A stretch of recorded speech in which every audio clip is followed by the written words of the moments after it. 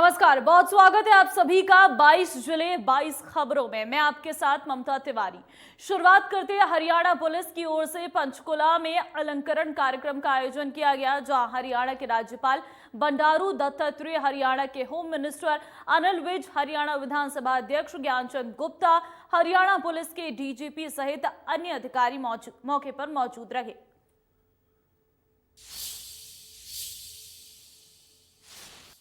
Haryana police के पंचकुला में हुए अलंकरण समारोह के अंदर 92 पुलिस अधिकारी और कर्मचारियों को सम्मानित किया गया है। इस कार्यक्रम के अंदर हरियाणा के गवर्नर ने इन पुलिस अधिकारियों को सम्मानित किया, जिसमें ACPs, DCPs, SP, inspector, constable, head constable से लेकर रिटायर्ड पुलिस अधिकारियों को भी सम्मान दिया गया है। ये वह पुलिस कर्मी और पुलिस अधिकारी थे जिन्होंने अपनी सेवा में रहते हुए हरियाणा सरकार हो या फिर लोगों के लिए वो कार्य किए जो बेहद ही काफ़ी तारीफ योग्य थे। इनकी एक लिस्ट बनाई गई थी हरियाणा के डीजीपी ऑफिस की ओर से, जिसके बाद इन सभी को निमंत्रण पत्र भेजा गया और उसके बाद पंचकुला सेक्टर 5 के ऑडिटोरियम के अंदर इन सभी को सम्मानित किया गया है। कैमरामैन कपिल नागपाल के साथ अमित शर्मा, इंडिया न्यूज़ हरियाणा। और वहीं अंबाला में अंबाला रेंज के आईजी श्रीकांत जाधव ने खुला दरबार लगा पुलिस कर्मियों की शिकायतों को सुना। जाधव ने खुले दरबार में अंबाला, कुरुक्षेत्र और यमुनानगर रेंज में काम करने वाले पुलिस कर्मियों की शिकायतों का निवारण किया। देखिए रिपोर्ट। अंबाला में पुलिस कर्मचारियों की शिकायतों के निदान के लिए खुले दरबार का आयोजन किया गया, जिसकी अध्यक्षता अंबाला रेंज के एडीजीपी श्रीकांत जाधव ने की। श्रीकांत जाधव ने अंबाला, कुरुक्षेत्र और यमुनानगर के पुलिस कर्मचारियों की शिकायतों का निवारण किया। श्रीकांत जाधव के सामने पुलिस कर्मचारियों की कई तरह की समस्या आई, जिसको लेकर श्रीकांत जाधव गंभीर दिखाई दिए। उन्होंने कहा कि पुलिस कर्मचारी अपनी छोटी छोटी शिकायतों का निवारण नहीं करवा पाते, जिसके लिए इस खुले दरबार का आयोजन किया गया है।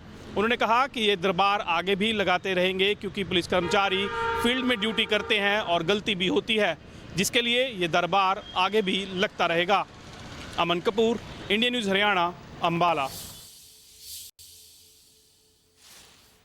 तो वहीं प्राइवेट अस्पतालों में पेड प्रिकॉशन डोज को लेकर लोगों में उत्साह की कमी देखी जा रही थी और इधर कोरोना के मामले बढ़ने शुरू हो गए थे, जिसे लेकर हरियाणा सरकार ने कल 18 से 59 वर्ष के लोगों को फ्री प्रिकॉशन डोज लगाने की घोषणा की है। वैक्सीनेशन को लेकर हमारी टीम ने सीएमओ डॉक्टर विनय गुप्ता से खास बातचीत की। देखिए रिपोर्ट।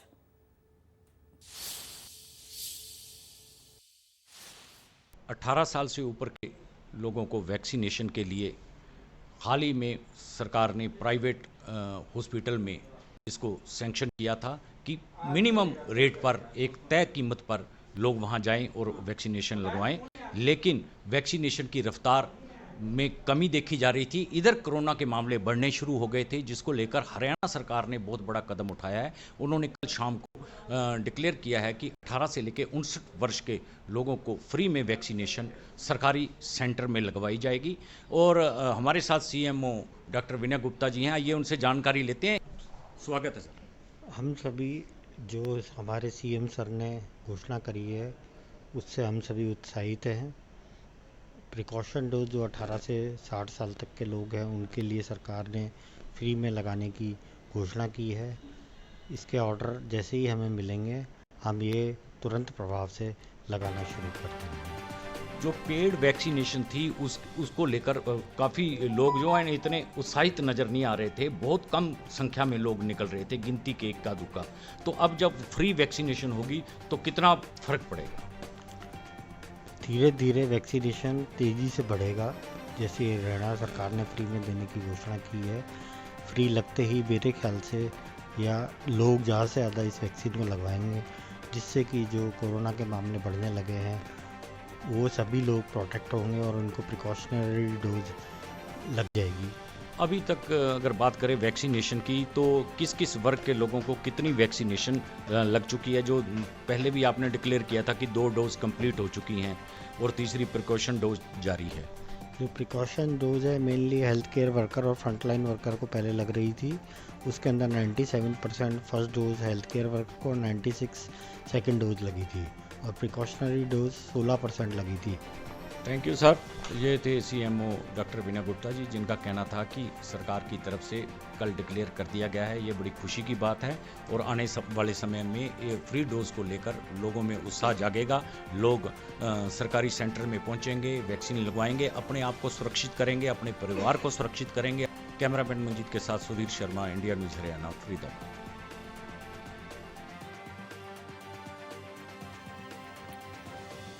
तो फिलहाल आपको बता दें कि फरीदाबाद की जानकारी आपको दे रहे हैं, जहां प्राइवेट अस्पतालों में पेड प्रिकॉशन डोज को लेकर लोगों में उत्साह की कमी देखी जा रही थी, लेकिन अब जब कोरोना के मामले बढ़ने लगे हैं तो हरियाणा सरकार ने कल से 18 से 59 साल के लोगों को फ्री प्रिकॉशन डोज लगाने की घोषणा की है, जिसके बाद लोगों में उत्साह देखने को मिला और उसके बाद अब लोग पहुंचेंगे वैक्सीन लगाने के लिए, ये उम्मीद जताई जा रही है। तो फिलहाल बूस्टर डोज को लेकर अब फ्री में बूस्टर डोज लगाई जाएगी। इससे पहले अगर हम देखें तो जो प्राइवेट अस्पताल थे उनमें जाकर आप वैक्सीन की 3rd डोज लगा सकते हैं। चलिए आगे बढ़ते हैं। आसमान से बरसती हुई आग और पसीने छुड़ा की गर्मी के बीच पानी की किल्लत एक बार फिर गुरुग्राम में शुरू हो गई है। गुरुग्राम के सुशांत लोक में पिछले कई दिनों से पानी की किल्लत है। लोग भारी परेशानियों का सामना करना पड़ रही हैं। इसी को लेकर आज लोगों ने प्रदर्शन किया, प्रशासन से पानी देने की मांग की। देखिए रिपोर्ट।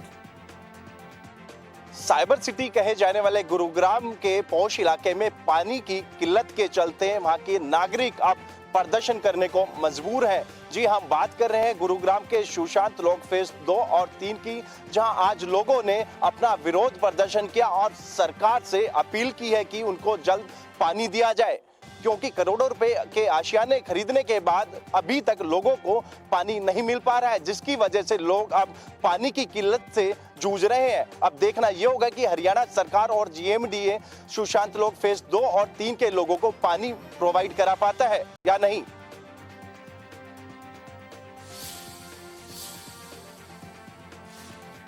चलिए आगे बढ़ते हैं। गेहूं की पैदावार में करीब 30% की कमी आने के बाद भूसे का संकट गहरा सकता है। पशु चारे के संकट को देखते हुए डीसी करनाल ने जिले में धारा 144 लगाते हुए भूसे को दूसरे राज्यों में बेचने पर पाबंदी लगाई है। देखिए रिपोर्ट। इस बार गेहूं की फसल का उत्पादन लगभग 25% कम हुआ है। ऐसे में इसका सीधा असर जो है पशुओं के चारे पर पड़ सकता है। इसी को देखते हुए जिला उपायुक्त अनीश यादव ने धारा 144 लागू करते हुए पशु चारे के बाहरी प्रदेशों में बिक्री पर प्रतिबंध लगाया है। बात की जाए किसानों की तो इस बार उन्हें महंगा जो भूसा खरीदना पड़ रहा है, क्योंकि बीते वर्ष की तुलना इस बार जो भूसे की कीमतें हैं लगभग दोगुनी हो चुकी हैं। ऐसे में आने वाले समय में पशु चारे को लेकर संकट गहरा सकता है। करनाल से महेंद्र सिंह, इंडिया न्यूज़ हरियाणा।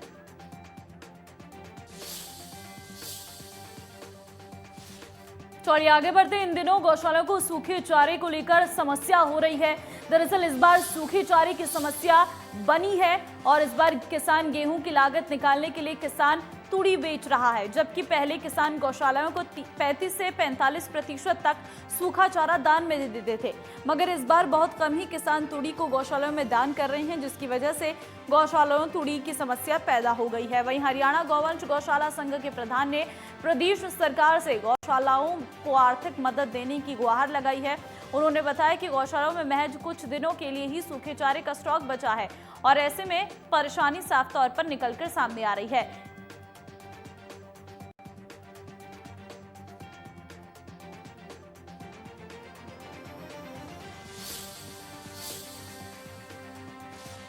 तो वहीं हिसार के Rajiv Gandhi thermal power plant Khedar Rakhi gate के पास हजारों ग्रामीण 1000 गायों की रक्षा के लिए धरना शुरू कर दिया है। धरना आज 8वें दिन में प्रवेश कर गया है। बरवाला के पास के ग्रामीणों ने इस धरने का समर्थन किया है। देखिए रिपोर्ट।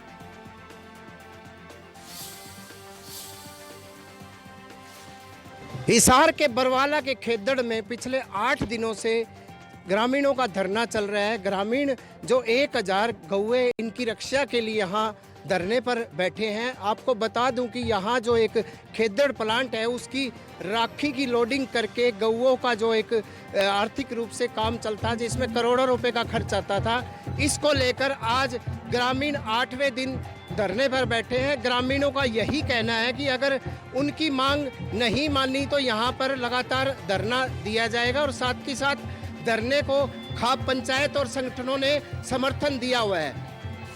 इस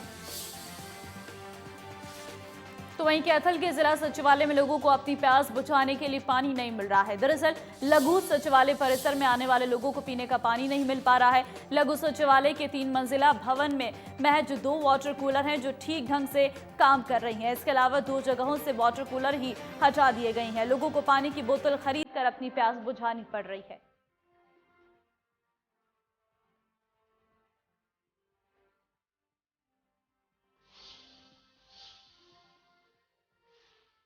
महेंद्रगढ़ में पीडब्ल्यूडी मैकेनिकल यूनियन के बैनर तले कर्मचारियों ने आज वर्क स्पेंट रखा और मांगों को लेकर सरकार विरोधी जमकर नारेबाजी की।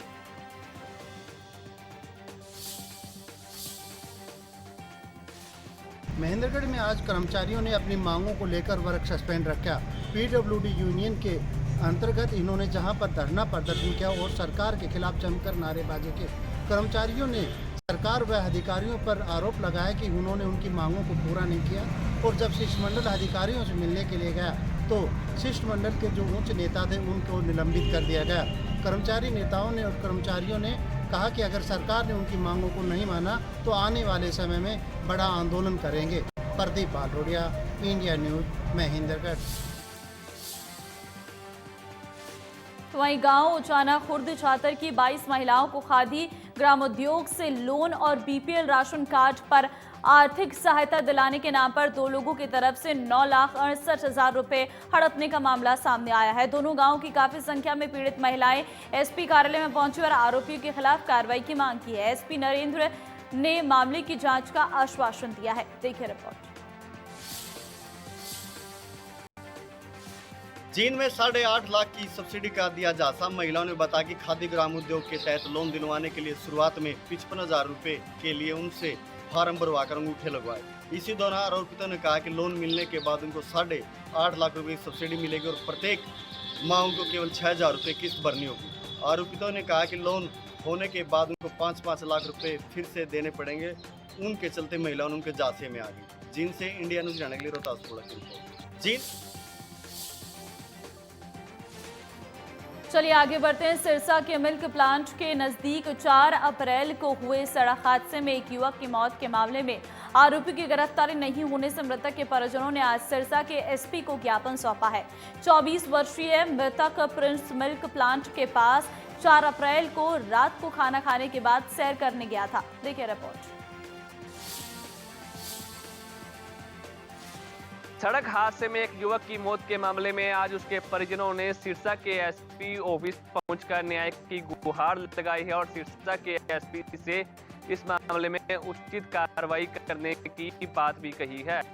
पीड़ित परिवार का कहना है कि 4 अप्रैल की रात को जब उनका बेटा प्रिंस खाना खाने के बाद टहलने के लिए गया तो एक वाहन ने उसे टक्कर मार दी, जिसके बाद 5 अप्रैल को प्रिंस की मौत हो गई। उन्होंने कहा कि इस मामले को लेकर गाड़ी नंबर और गाड़ी भी कीर्तिनगर पुलिस चौकी को बरामद करवा दी गई थी, लेकिन अभी तक फिलहाल कोई कार्रवाई नहीं हुई है।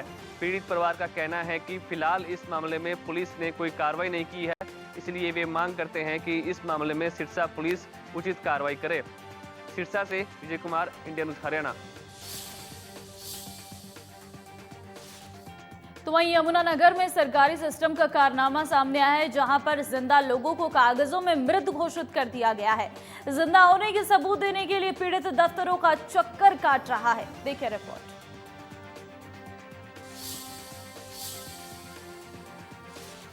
हम जिंदा है सहा। सरकारी सिस्टम की बड़ी लापरवाही। जिंदा लोगों को घोषित किया मृत। सरकारी आंकड़ों में दिखाया मृत। जिंदा होने का दे रहे हैं सबूत। सरकारी दफ्तरों के काट रहे हैं चक्कर। हम जिंदा है सहा। जी हां, गुहार लगाते हुए 9 लोग सबूत देने के लिए सरकारी दफ्तरों का चक्कर लगा रहे हैं। सिस्टम की लापरवाही ने इन्हें कागजों में मार दिया है। अपने जिंदा होने का सबूत देने के लिए ये लोग संबंधित विभागों के दफ्तरों के चक्कर काट रहे हैं। ये लापरवाही यमुनानगर के सरकारी सिस्टम की है।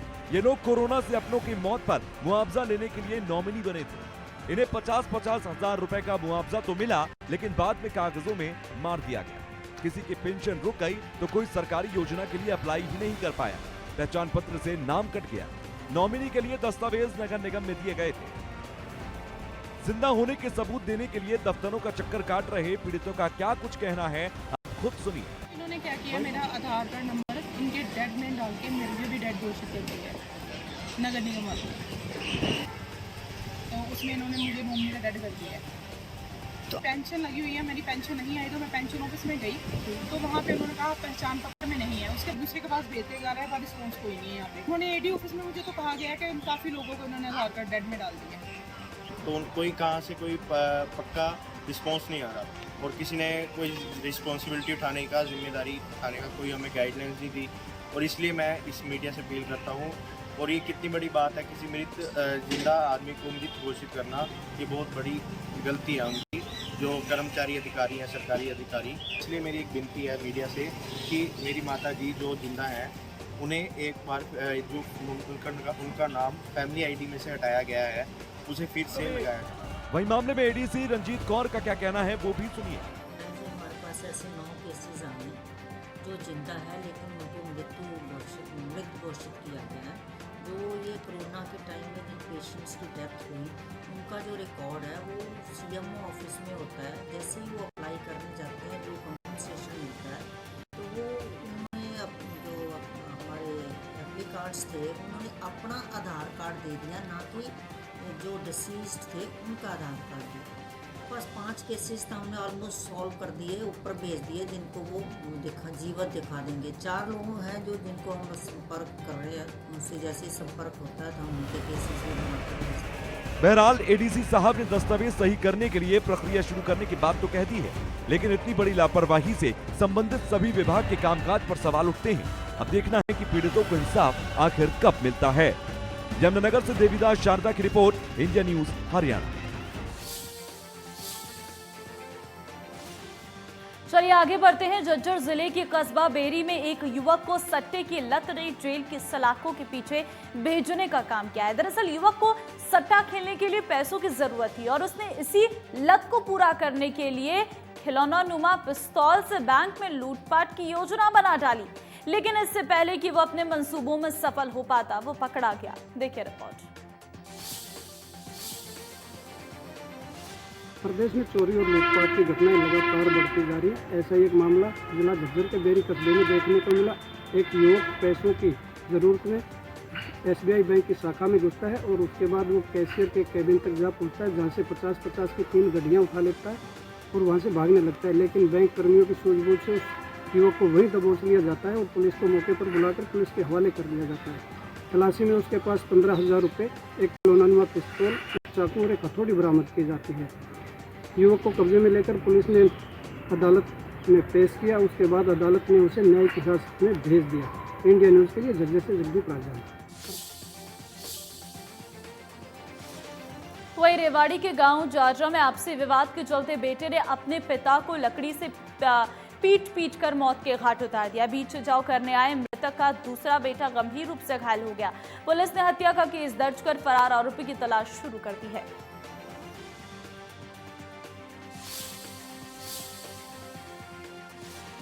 कहते हैं जब लाल परी सिर चढ़कर बोलती है तो इंसान को अपने और पराये में कुछ फर्क ही नजर नहीं आता। ऐसा ही हुआ बीती रात रेवाड़ी के गांव जाडरा में, जहां एक शराबी बेटे ने अपने पिता को मामूली सी बात को लेकर मौत के घाट उतार दिया। लाठी डंडों से पीट कर उसकी हत्या कर दी। और इसी दौरान जब उसका छोटा भाई वहां मौके पर पहुंचा तो उसको भी बड़े भाई ने पीट कर गंभीर रूप से घायल कर दिया, जिसे रेवाड़ी के ट्रॉमा सेंटर में भर्ती कराया गया है। बहरहाल अब पुलिस ने मौके से राउंड अप कर लिया आरोपी को और अब लगातार उससे पूछताछ की जा रही है। सुबह उसको कोर्ट में पेश करके फिर सलाखों का रास्ता दिखाया जाएगा। श्याम बाटला, इंडिया न्यूज़ रेवाड़ी।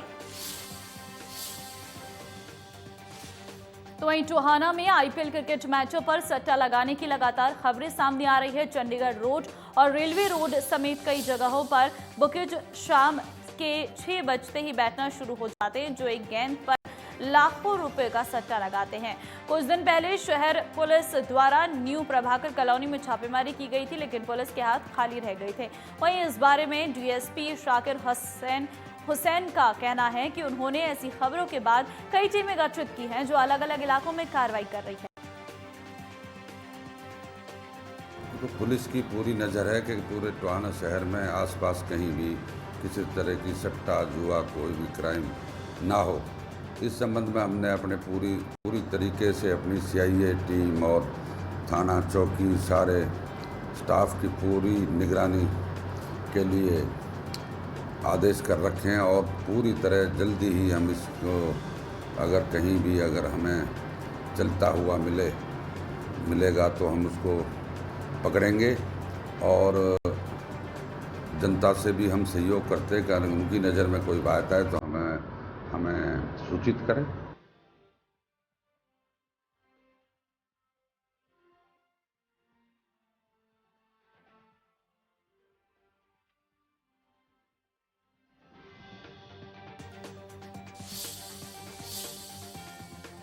चलिए फिलहाल इस बुलेटिन में बस इतना ही। आप बने रहिए हमारे साथ। नमस्कार।